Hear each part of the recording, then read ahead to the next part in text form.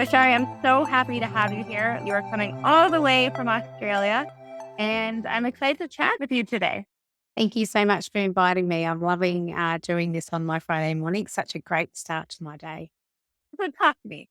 How you have this beautiful business and you're now a health coach, but bring me all the way back to the story of how you got to this type of work and why you do what you do. So going back about 11 years now, I was about 34 years of age, and I was over 180 kilos.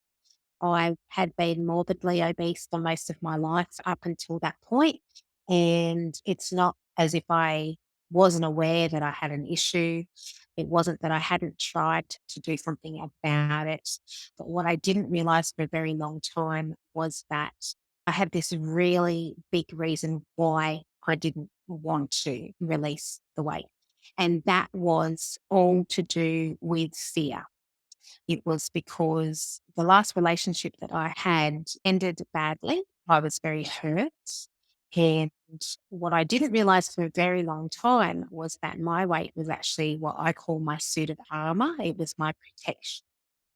My experience was that whenever I had been smaller, I had been attractive to the opposite sex. So subconsciously, what I did was create this massive suit of armor. I made myself so unattractive that that wasn't even an issue, and it worked very, very well.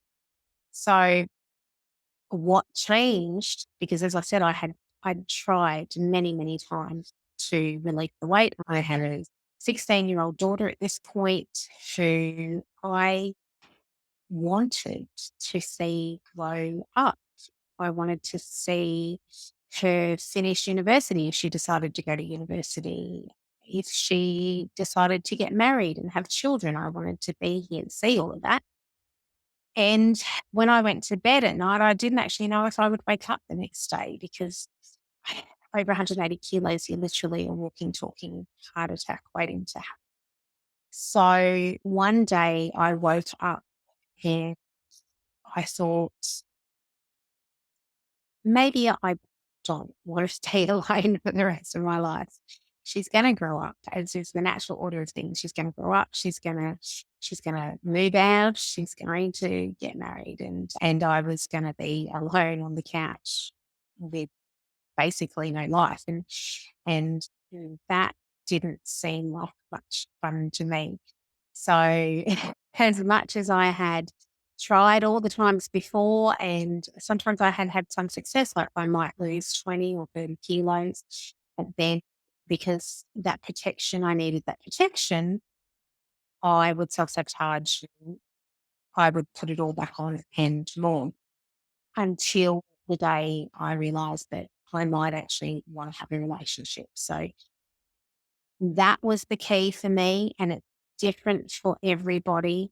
From all the times I've tried before to this, what I call my final weight release journey, it was so much easier because I didn't have that subconscious reason stopping me and causing me to self sabotage. So I was able to make the changes to my lifestyle, one change at a time, to release 100 kilos, and basically changed not only my life, but the life of my daughter as well, my whole family. It's totally changed our whole life. I can actually do things now, and I'm not trying to hide from the world. I'm happy to get out and live life as opposed to trying to stay where I'm not seen and being judged. So that is why I do what I do, because first of all, I've been there. I understand what it's like to be in such a dark place. And it was really such a dark place. And I can honestly tell you, there were times in all those years that I wondered if I was ever going to find my way out. And I know that's true for so many people. What I learned is that it's not just about your nutrition and exercise. It's not just about eating less and moving more. If you're not doing what you know you need to do or what you want to do, if you're not making those changes, It's because you've got something in your subconscious that is stopping you. It's about removing the root cause. If you want long-term results, you've got to remove the cause. You've got to work on what is causing the symptoms, what is causing the problem in the first place. So super, super, super important. Thank you so much for all of that. I had so many questions and follow up. That was a phenomenal introduction.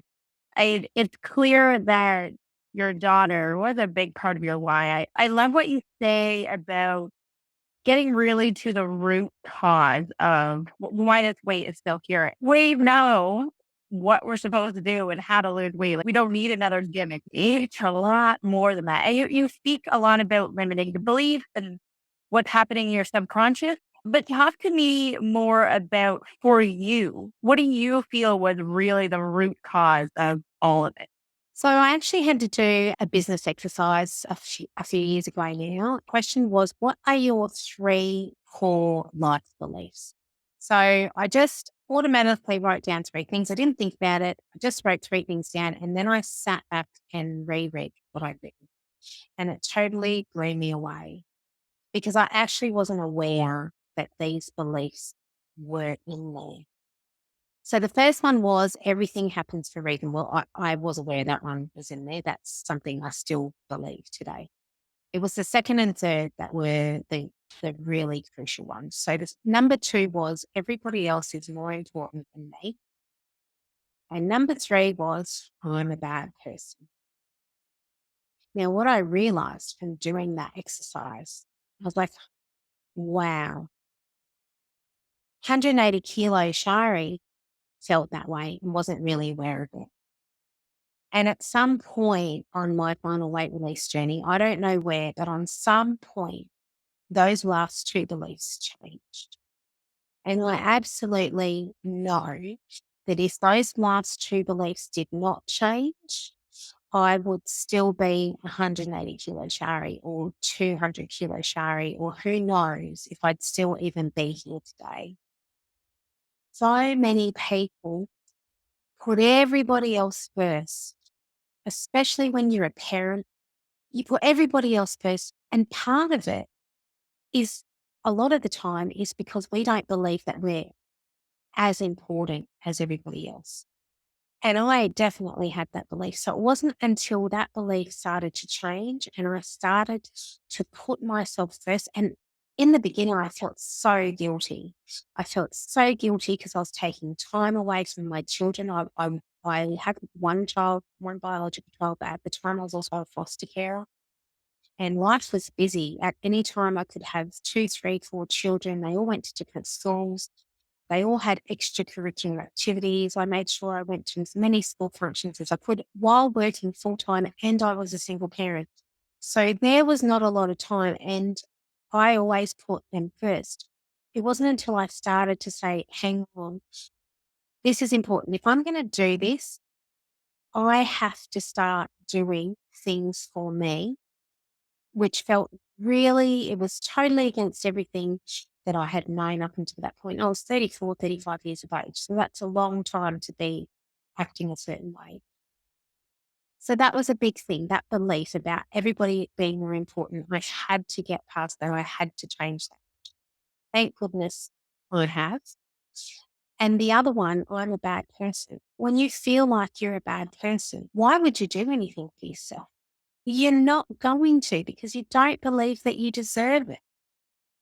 It ties into putting everybody else first as well because you don't feel like you deserve to do anything for yourself. So those beliefs had to change for me to be able to do what I needed to do. Thank goodness I did enough self-development work. I had some hypnotherapy along the way and NLP, which I absolutely know helped to shift some of those beliefs. And tell our audience what NLP is. Okay, so NLP stands for neuro linguistic programming. And basically, it's lots of different tools and techniques that help us to change the way that we think. because our whole life, whether we realize it or not, our whole life is driven by our subconscious mind. So, to explain that a bit more, we have a ship. So, think about a ship, and on a ship, you have a captain and a crew. Who runs the ship? I would say the captain. Yeah, most people would say the captain. However, if the captain wants to go somewhere that the crew doesn't want to go there for whatever reason, because they're scared, maybe it's uncharted territory, or they could be sailing into a war or a hurricane or whatever, but the crew doesn't want to go there. What can the crew do? I guess they're taking over, are they? Absolutely. And that is what happens with us. So the captain is the conscious mind and the crew is the subconscious mind. So it doesn't matter where the captain wants to go. It doesn't matter where the conscious mind wants to go. If the crew or the subconscious mind does not want to go there because it's scared, because that is the job of our brain. Our brain has one job, and that is to keep us alive. And if it's scared for any reason, it doesn't matter what the reason is, because the brain doesn't know the difference. It doesn't know context. It just knows, but it's scared and that there's something unknown. And its job is to keep us safe. It's to protect us. It's like an overprotective parent. So if the crew, the subconscious mind, is scared and doesn't want to go where the captain wants to go, it won't. And you can try consciously as much as you want. You can want to make all these changes consciously, and you can try and implement them, and you might have a certain amount of success. You might have some short-term success, but you won't have long-term success no matter what you do, unless you start working with the subconscious mind, unless you start working with the crew. You get the crew on board and you can achieve amazing things. So that's what happened to me. My crew got on board. My crew realized that it didn't need to be scared anymore. So, what was your experience for yourself where you wrote down those beliefs and two of them were limiting beliefs for sure? But you don't just wake up the next day and say, these are my new beliefs and I believe them. So what's it like to build that muscle of like, these are my new beliefs. This is what I believe in myself. And how do we do that? Well, there's lots of different ways. It is about changing our programming. It's about changing our neural pathways. And the only way you're going to do that is to consciously work. So those affirmations will still work as long as we need to keep doing them. You can't just say an affirmation for one day and expect it to work, because it's not long enough to change the neural pathways. Exactly. Yeah. And you need to be, as you said, you need to be believing it. So finding a way, sometimes we create an affirmation and the way that we've worded it, we don't really believe it. So for instance, say you are trying to release weight. You don't like exercise, but you want to create an affirmation around I exercise 3 times a week or something like that. So instead of saying something like, I now exercise 3 times a week, which if you're not exercising 3 times a week and you don't like exercise, are you really going to believe that? No. However, if you were to start saying, I am willing to exercise 3 times a week, well, you can absolutely believe that because you are willing. It is something that you're trying to change in your life. So language is really important. That's why I use the term release weight rather than lose weight. In my marketing, I use the term lose weight because when people are looking for somebody to help them with that, that's what they look for, that's what they search for. However, when I'm working with people, I use the term release weight because when you lose something, it's negative. It gives you a negative feeling. And just say, I use this all the time, just say you lose your keys. Well, you want to find that again. So we don't want to find the weight again. We don't want to lose it. We want to release it. We want to let it go.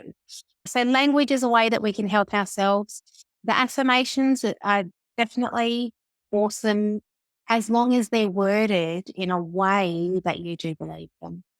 One question I have for you is, can you remember any specific point that once you started changing your internal beliefs about yourself, you actually saw the weight coming up where you're like, oh, wow, those are 100% correlated? There's one that I can think of, and that is sleep was a big thing for me.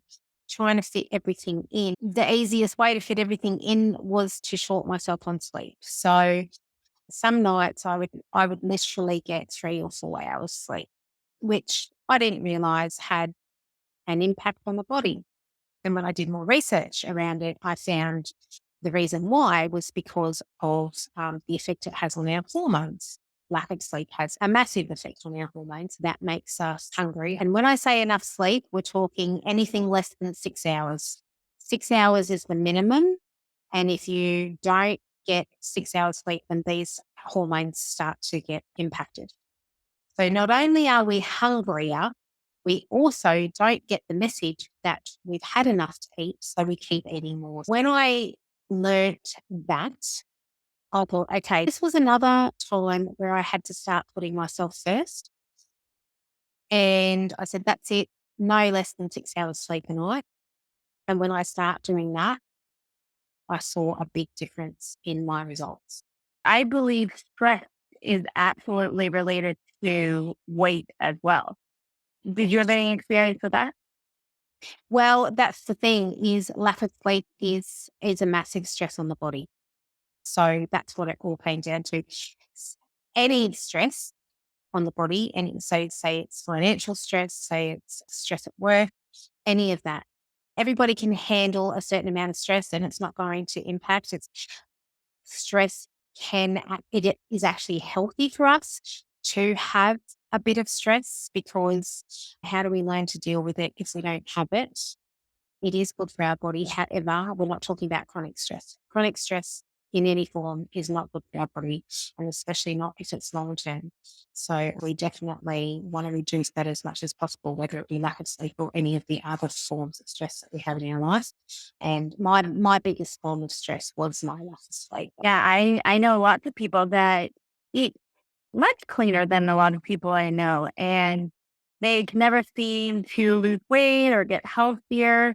It's hard to tell them that it's probably your lack of sleep and your stress levels, especially as women. Yeah, the sleep and the stress affects our hormones so much. And the fight or flight, how our brain and our body works, if we feel stress, I feel like our body is going to start adding armor to us and padding. And that's a lot of the times where the weight is coming from. Yeah, well, Louise Hay said it perfectly, and that is that excess weight is simply a physical manifestation of a much deeper issue.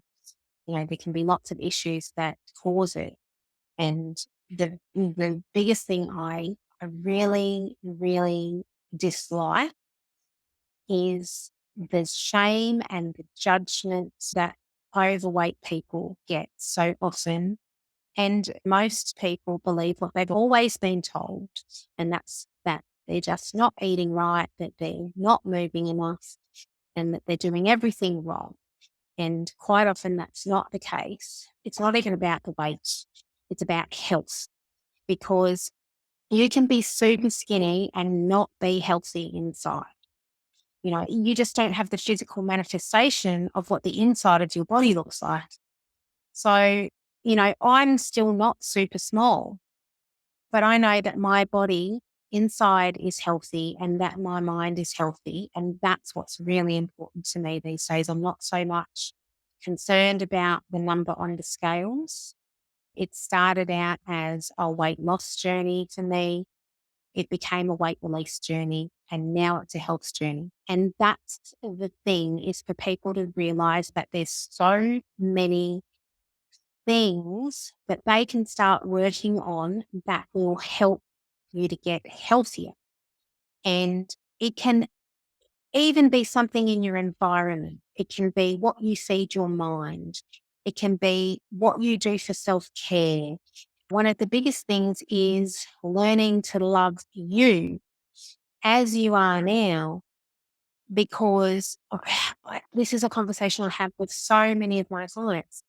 If you don't love yourself now, you're going to find it very hard to put in place the things that you need to put in place. And what happens if you get to your goal and then you look in the mirror and you still don't love yourself because you haven't done that work?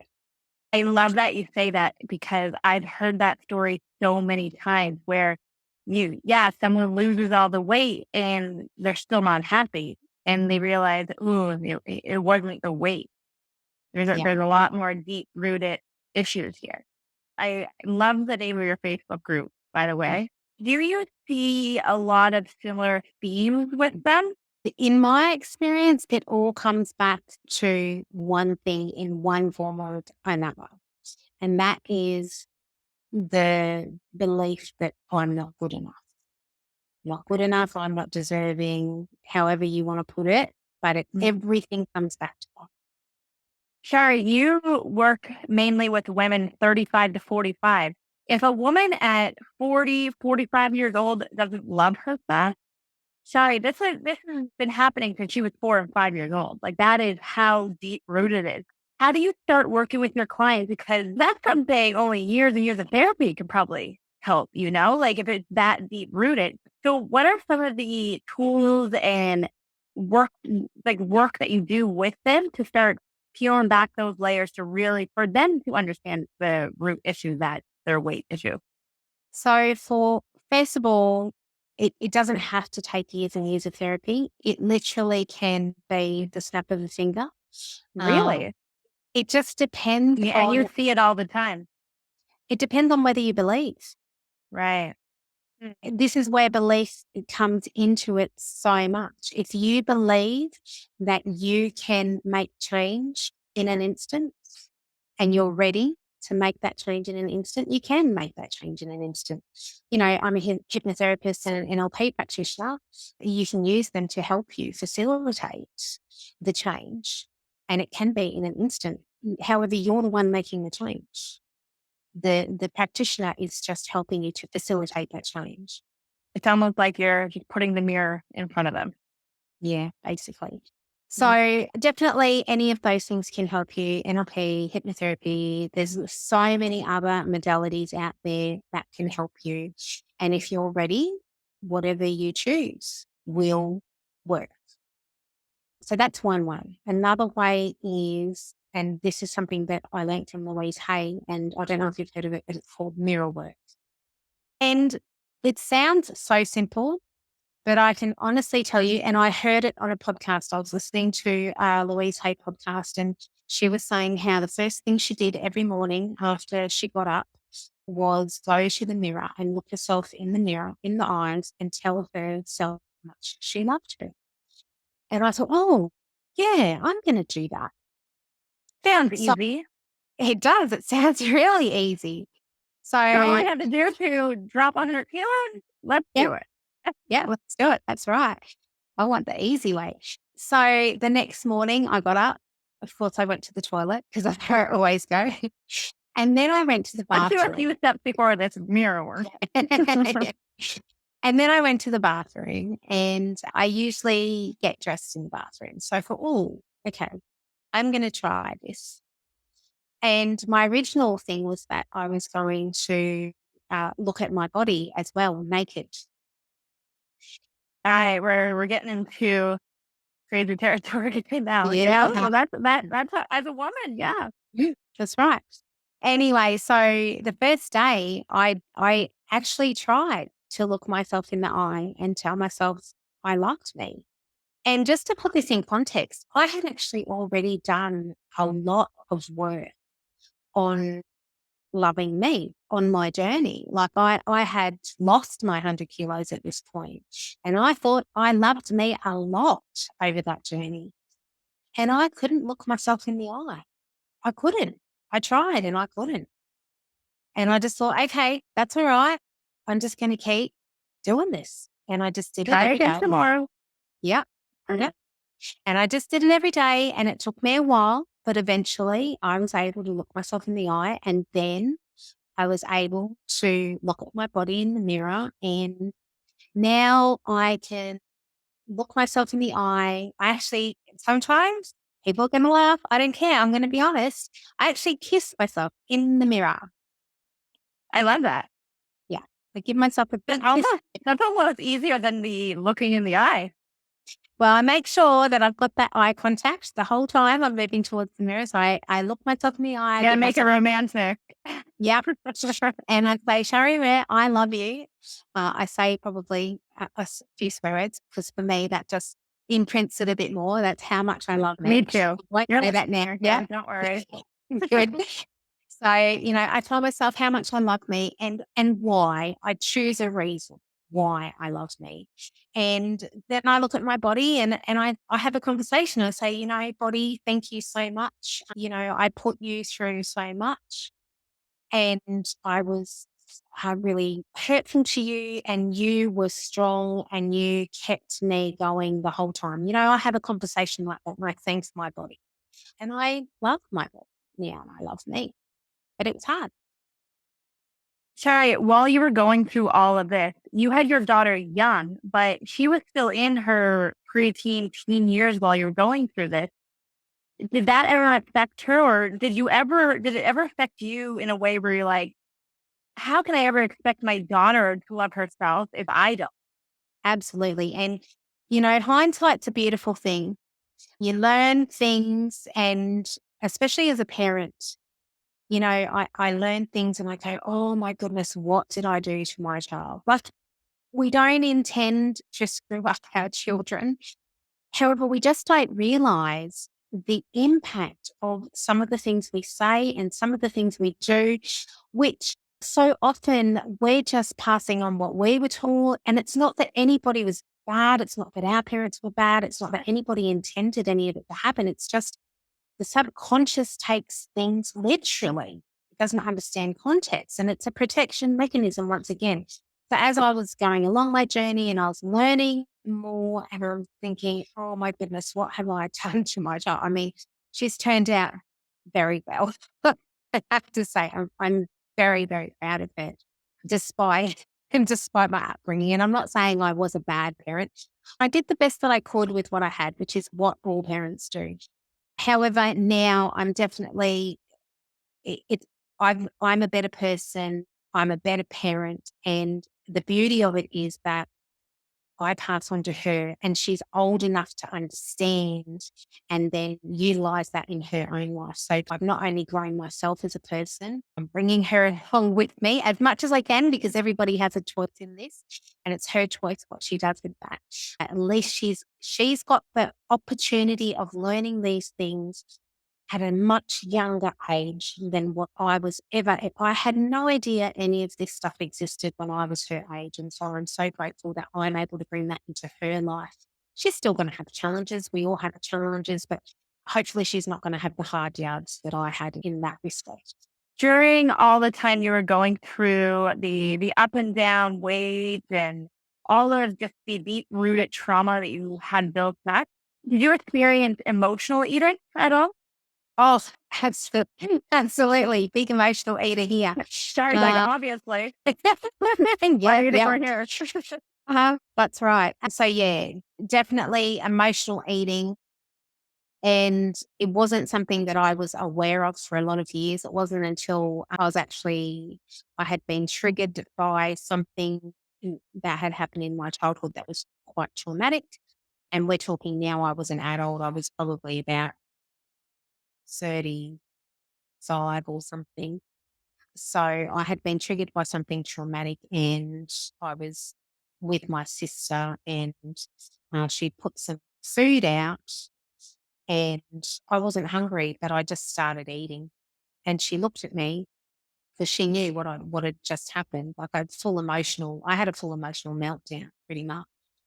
And she looked at me, she said, "You're not hungry, are you?" She knew that there was no way I was going to be hungry. I said, "No, I'm not." She said, that's emotional eating right there. And I'm like, "Oh yeah, you're right." So I actually wasn't aware of it for a lot of years, but yes, definitely emotional eating. And I will say that I still am an emotional eater. However, I have found ways to control it. So I actually have something that I call Fab Five, which is my technique that I use that basically takes you through a 5-minute process that you just do in your head. And that's what I use to control my emotional eating. That doesn't mean that I never give into it. Sometimes I do. Sometimes I might have oh, we're just going to go home and we're just going to have some chocolate. We're going to have some wine, even though it's not in my plan today, or I'm going to do that. And then tomorrow I'm going to get up and I'm going to get back on my healthy nutrition plan. What I'm hearing is you chose that. Like you are Yeah. consciously choosing like, oh, I could use a glass of wine right now, you know? Yeah. And that's the difference. We're still going to be triggered. It's about learning how to control it so that we can make the choice of how we're going to respond to that. And that can change. And that's what I say to people. They'll go through this process. It doesn't mean that you're going to, every time you're going to decide not to eat the chocolate bar, if that's what you were triggered to eat. You might decide that you're not going to eat the chocolate bar. That's great. You might decide that you're not going to eat the chocolate bar, but you still want to have something. So you'll have a banana or something healthy. That's Dipped in great. chocolate? Could be. It's still better than the whole chocolate bar. Doesn't matter. Baby Or, steps, right? yeah, that's right. Or you could decide that, in this instance, you're going to have the chocolate bar. It doesn't matter what decision you make. What matters is how you came to that decision. Was it a decision that you made, or were you just reacting? What I'm thinking of right now is when you drive a car and sometimes you're automatically at your destination. You're just like, I don't even remember anything after getting in the car. So it sounds like sometimes the emotional eating is it's just autopilot. It is. So other than telling people to become aware of their conscious decisions, how else does someone get away from emotional eating? The awareness is definitely the biggest part. You've got to be aware of what your main triggers are. If you're aware of what your main triggers are, then Right. it's a lot easier because then you can put things in place to help you to deal with that. So, and then you've got the process, you've got the TAD 5 process. You've also got, after you've done that, there's different things because, the urge might still be there after you go through TAD 5 and you've decided that you don't want to have the chocolate bar, but you're still thinking about it. Okay. So then you might need to employ another technique, could be a pattern interrupt. So pattern interrupt is like, putting on your favorite song and just having a dance or putting So on your favorite. when there's that trigger, it's like switch out eating a chocolate bar to like, this is when I put on this awesome song. Yeah, and have things Right. prepared. It's about planning and preparation, knowing what your triggers are, knowing what could trigger you and being prepared. So I always tell my clients, decide what your pattern interrupt song's going to be, what really gets you, motivated and inspired and happy, because it's all about fulfilling a need, really. It's about getting some joy because at the time it gives you a good emotional feeling at the time, Exactly. not later, not later. But we don't think about later a lot of the time. We think about the now. So if you can get that need met now by another way, by having a dance, having a boogie, or, to somebody, it could just be a cup of tea sitting out in the sun, or it could be reading a book or playing a video game for 5 minutes. Just something to get your mind off it and make you happy. And then if you're prepared and I always tell my people have several pattern interrupts that you can just do anywhere, save it on your phone, whatever is going to help you so that when you're triggered, you automatically go, oh, okay, right, let me employ these tools that I have. It's about knowing the tools that you have available and then utilizing them. You can have all the tools in the world, but if you don't utilize them, it's not going to work. Right. Right. I know for me personally, chocolate is always mine. Good, bad, chocolate is where I run. Yeah. And it's so bad that I realized a few years ago that at the time I actually had a magnesium deficiency. So it's like it could have been the emotional trigger, but I also realized it was a vitamin deficiency. So that was a So double whammy. yeah, I was like, man, I really love this chocolate. And it's funny, my mom is the same way. I remember growing up and like each of us before my mom's not a coffee drinker. And growing up, obviously I wasn't either when I was younger. But our thing was we would go right to the cupboard and get a piece of chocolate before we probably even brush our teeth. And honestly, sorry, like sometimes I still do that to this day. It might just be a nostalgic thing now. But I know what annoyed me so much about like diets and the health industry is like, 'cause chocolate was always my thing. they were like, "Well, have some berries instead." And I'm Oh, like, that's "You not good. clearly," I'm like, "You clearly don't No. understand what chocolate does for me. You think a handful Yeah. of blueberries is gonna help?" So for me, two things that I realized, well, 3. So, 1, I had a little bit of magnesium deficiency, so I fixed that, and I actually Yep. don't crave chocolate as much as I used to. It That's used to good. be a little insane. Then secondly, I took some time and became aware, it's like, "What am I actually craving?" So then I found ways where it's like, "How do I still get that flavor, but maybe less sugary or less calories?" So sometimes I would do, like, a chocolate tea where I can still get that feeling. And then third, I actually realized a lot of the time I just need to go get some fresh air. Like, I just need to Yeah. go for a quick walk around the block. So if I was in an office, those would be the times where I'd, like, grab one of my girls at work and be like, "Why don't you just go for a quick walk around the block?" And all of a sudden, I wasn't hungry anymore. That's exactly right. Because for food, when we're talking about food a lot of time, it's also about connection. You're honestly, I didn't even think about that. I'm thinking Yeah. it was the pressure, but you're right. It was probably the connection and Yeah. 100%. That's so true. And Hmm. that's the thing. So that's about, as you said, being aware. You're aware and you found things that gave you the same feeling, just in healthier ways. And that's all it's about. So right. And just getting back to the, oh, have some berries instead of the chocolate and that not working. Because That's the silliest that's idea I've ever heard in my life. that's absolutely not going to work, Like, especially if if I'm you're not going to reach dark for them in chocolate. general, I'm not going to swap them out for my absolute favorite thing. Are you kidding me right now? That's right. So there's two things that I always say. First of all, do not feel guilty about having what I call sometimes foods. There are foods that if somebody was to say to me, you have two choices. You can either struggle with your weight your whole life and keep chocolate, say it's chocolate because I am a chocoholic as well, or never have chocolate again in your life and you're never going to have a problem with your weight again. I'll be 300 kilos. I don't care. Yeah, me Right? too. Sorry, but I love chocolate. Oh So my God, I love it too. I call them sometimes foods because they're things that we love that we want to keep in our life. And it's really about finding a way where we can have them in a quantity that still gives us a good balance because it's all about balance. If we've got enough healthy food and practices in our life to balance out the sometimes foods when we have them sometimes, then it's not an issue. A lot of the times it's about focusing on what can I add in that's going to make me healthier to balance out the times that I have my sometimes foods because I love them and I want to keep them. So that's number one. And number two is finding healthier swaps. Not for all the time, but if we want to have something more regularly. So for me, chocolate, yes, I love my chocolate. And I actually, most of the time, I have chocolate every day. However, now a lot of the time it is organic 85% dark chocolate. So I'm still getting my chocolate fix, but Once you that's get like, used to it, you right. crave that too. You actually like dark Yeah. chocolate more. Milk chocolate tastes cheap to me now. Yeah. Or, But if it's not chocolate, it could be, you could be a savory person. So finding healthier options to get your savory fix. Or if you have to, making them. It just takes a bit of planning and preparation. But if it means that much to you, you don't have to take it out of your life. You just find an easier way.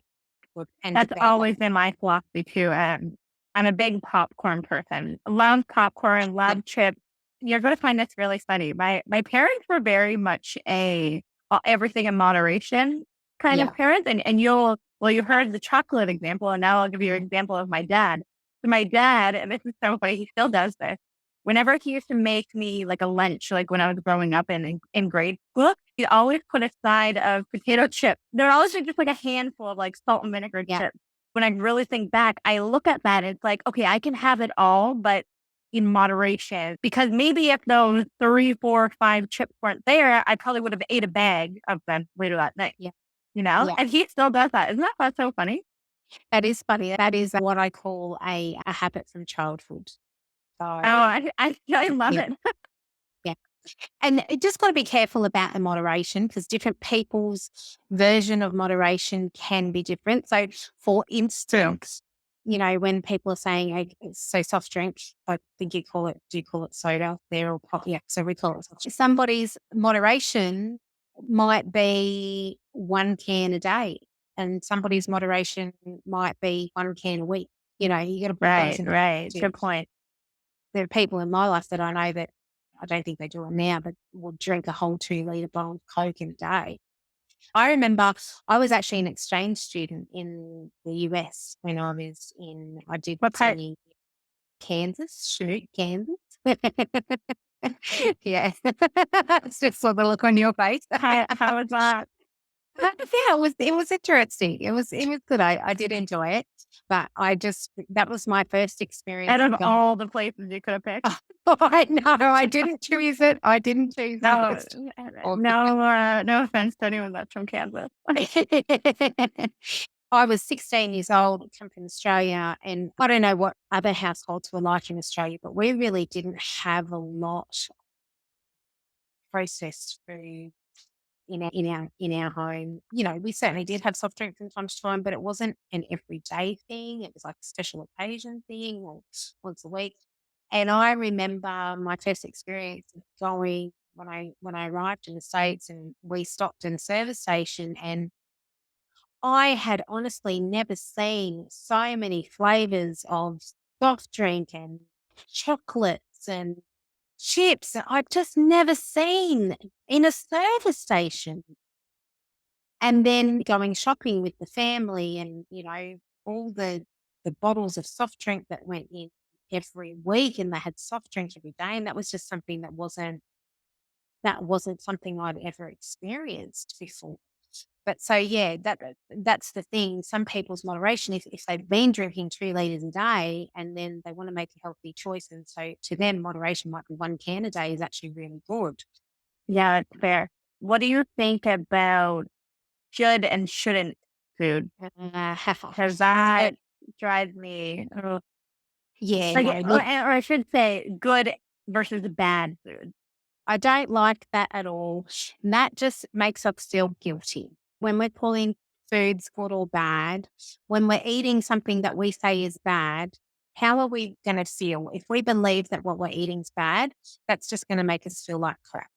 There's no good or bad food. It really comes down to the balance.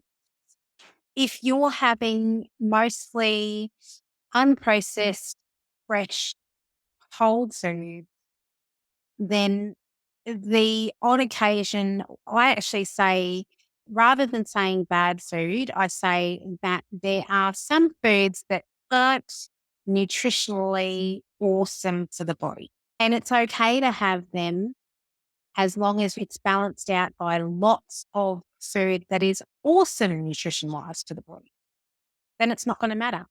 And it's all in how you make them as well. I can eat a burger and I can eat the healthiest burger you'll ever see in your life, but it's still called a burger. But if I have a belief that burgers are bad, it doesn't matter how many vegetables I put on that burger. In my mind, I'm still going to believe it's bad. Yeah, You that's know? right. Exactly.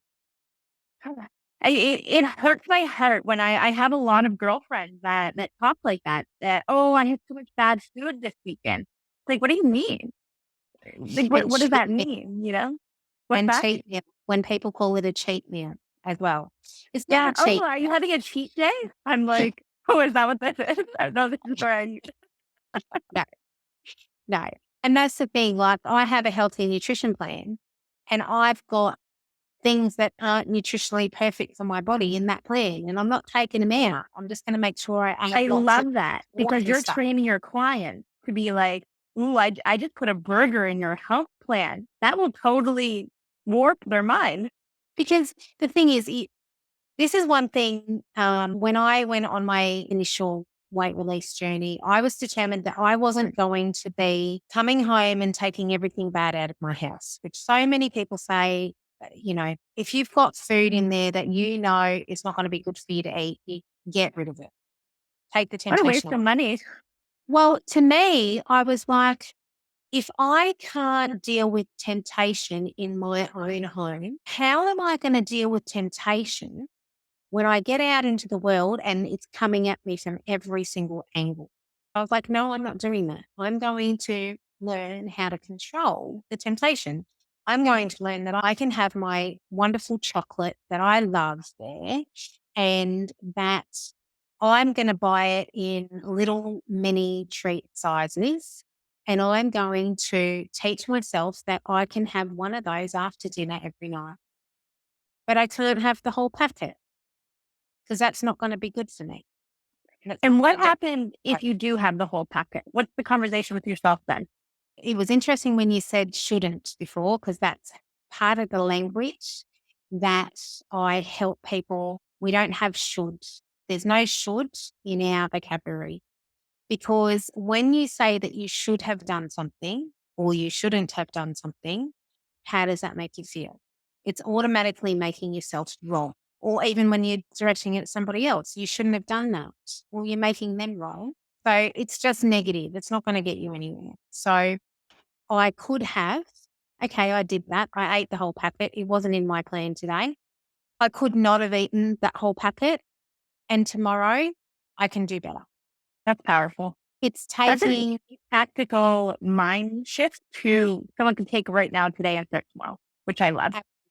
absolutely. And it takes a while. Like I said before, anything that is new is unfamiliar. I'm 45 years of age now, and anything that I learn now is going to be new for me, and it's going to take me some time to implement it and get it to a standard where it's good. It's never going to be perfect. There's no such thing as perfect. It's always working on it and improving. However, that's the only way we do get better at it. And that's one of the biggest language things I can tell people is something that would help them the most. It's taking the word should out of your vocabulary. When working with your clients in your business, can you tell me some of the moments or some of your clients' success specifically where you sat back and you were like, I know why I do this and I'm proud of myself. Yeah. I really love when they tell me how much I've changed their mindset, because that is the crux of everything. That is why I do what I do in the way that I do it. I actually started out as a personal trainer because I thought when I first lost my weight, I'm like, oh, I'm going to become a personal trainer and that's how I'm going to help everybody. And then after I've been a personal trainer for a while, I thought, duh, exercise was the last piece of the puzzle for me. And how do you get to making those changes? Well, that all starts in the head. That all starts with your mindset. That all starts with your beliefs and your subconscious, what's going on in your subconscious mind. So that's why I switched to working with people with their mindset. And so I absolutely love, and it brings so much joy when I have people tell me how much I've shifted their thinking. What a lady said, and because I won't do it justice, I'm going to read it. She said, before starting the Ditch the Weight Without Dieting, I was very stressed, not sleeping, ate to survive, and hated, and she's put that in capital letters, hated my body. I exercised 3 to 4 times a week, but continued to gain weight. I believe medication inhibited my ability to let go of the weight. I'm just about giving up on ever slimming down. The best thing about Shari's system is that it is not a diet and is so simple. It's about taking baby steps, becoming mindful of what we eat, but never feeling deprived, learning strategies and coping mechanisms for our journey. It's a lifetime lifestyle change. I sense a shift in my life and am excited for the future. I feel lighter, happier, and it's almost like I know a change has already taken place. My mindfulness is now in overdrive as I query my need or desire for certain foods, whether it's shopping for food, preparing food, or eating out. And I'm kinder and love myself more. I love that. Wow. Did you cry when you read that? I would. I did. I did. I cried. 100%. Hey, Craig, And how long have you been doing your business? oh, gee, what are we now? Maybe about three years of the Yeah. month. Did you ever think you were going to get long email comments like that with people's success? It's funny because in the world of social media, sometimes when you put things out and, you might not get a lot of engagement on your posts and you think, oh, nobody's listening, nobody cares. And, there have been times, especially at the beginning of my entrepreneurial journey that I'd get a little bit down and think, oh, this is such hard work. And then I guess when I needed it, things would pop up. And I remember asking somebody had done a free challenge of mine. It was actually an emotional eating challenge. And she'd done the free challenge and she'd just popped up on my radar from doing a couple of my free things. And I reached out to her and I said, "Oh, look, you've just finished this challenge. Did you get value out of it? Did it help you?" And she said, "Yes, it did actually." And I said, "Oh, great." I said, "Well, could I ask you for a testimonial?" And she said, "Oh, yeah, okay." And just the way that she said it made me think, "Oh, okay, she doesn't really want to give me one." So I left it. And then a couple of days went by, and then a notification popped up a couple of days later. And somebody had left a review on my Facebook page, my business page. She'd been watching everything, following me, implementing what she could, and she'd lost like 30 kilos. And I didn't even know she existed. And she lost 30 Wow. kilos what she was doing following me. You know, she put that in the review and I looked at that and I thought, "Oh my goodness." And I thought, well, you know, you just got to keep putting it out there because you don't know who's going to see it and they might not comment. And it might not even help them. This has been my experience so often. Might not even help them right then and there, but that's in their subconscious. And the thing about your subconscious is that, yes, sometimes we're not aware of why we're doing something, but we don't have to be aware of it. That's the beautiful thing. Just by consciously starting to ask questions, that's telling your subconscious, "Oh, hang on, she's ready. Maybe she might be okay." And it'll test it out. It'll take a little while. But when you keep asking over and over again the questions, then your subconscious is going to finally get the message. "Oh, okay. If I reveal this information, she's going to be okay. She's not going to die." Because remember, it's always trying to protect her. How can I find ways to encourage me to eat better? Asking those types of questions, because then that is consciously working on the subconscious. And by continuing to do that, you will get there. It might take a little bit of time because you're doing it on your own. And depends on, you know, what's in your subconscious. And for everybody, that's different. But that's all you need to get the ball rolling is to start asking those questions consciously. You almost make it sound like it's a little game. So all of our competitive listeners are like, "Oh yeah, let's train this little subconscious of mine," and even just reminding people like it's your brain and then your subconscious, reminding people that there is another section there that's working a whole different way, and everything might be working because you're feeding your brain something, but your subconscious is learning a completely different cycle and programming. Shari, you have a beautiful, thriving, inspiring business. You are an author of two bestsellers. What's next for you? Well, I've recently started my own podcast, which is chugging along very well. I have to say, I'm really happy with that. I am really looking forward to when we are able to do live events again. But in the meantime, I do believe that everything happens for a reason and there is a blessing in everything if we choose to see it. And so I'm just enjoying the time now. And Shari, where can people find you? And if anyone wants to at least learn a little bit more about your health coaching, you talk us about a free challenger. Where can they go find all those to learn a little bit more about what you offer? So the easiest place would definitely be Facebook. My business page is Fab New Body, or they can look me up personally, Shari Ware. I post across all my social media channels. So if you're not on Facebook, then Instagram, YouTube, and I have my podcast on all the podcast platforms as well. But easiest place, most people are on Facebook these days. And what's the next big goal for you? Well, I'm actually working towards buying a property. So that's my next challenge. So fingers crossed that happens very soon. And then I'll choose another goal. But I'm very conscious to work on one thing at a time. So it sounds like you're becoming mindful of finances and saving, and Yeah. that's a whole new muscle, Shari. This might be tougher. Yeah. Well, and that's the thing. What people don't realize though is that it's all interconnected. Shari, to close it all out, is there anything else that you want to say you feel that's left unsaid, or any message you just really want to leave our audience with? I do want to say that if your why doesn't make you cry, it's not strong enough. When you think about achieving that goal, you need to find the emotion because our lives are driven by not only the subconscious mind, but emotion. And that was what it was for me. I had massive wire power and I wanted that result so badly. I had a lot of changes to make. I could have said, oh, it's all too hard and thrown my hands up in the air, which I had done many times before that. But because I wanted that result so badly, like it literally made me emotional thinking about it, I just kept going. I did what I needed to do, one step at a time. You don't need to know how you can achieve it. You don't need to know the steps.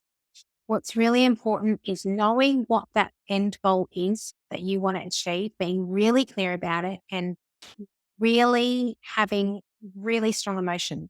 If it doesn't make you cry, if it does not bring up that much emotion that it makes you cry, then you're probably not going to do it. So that's really, really important. When you have massive why power, as I said before, you don't need willpower. It's all tied into the why. And having that emotion, that's what's going to drive you to do things that are unfamiliar, that are uncomfortable, because you want that pleasure or getting away from that pain. Thank you so much for that. I'm a big believer in the quote and the concept that you're saying, but I had a feeling a lot of our audience probably doesn't know what that meant. So I'm really thankful that you expanded on that. Yeah. So Shari, all to say, thank you so much for spending your Friday morning with me. I feel so grateful. You've been an Thank you. absolute pleasure. I've really loved the conversation. So thank you so much for inviting. Come back anytime, truly. I'm sure we have a lot to talk about. You're going to be buying a home, so we'll talk with Yeah. that. Yeah. Awesome. Thank you so much.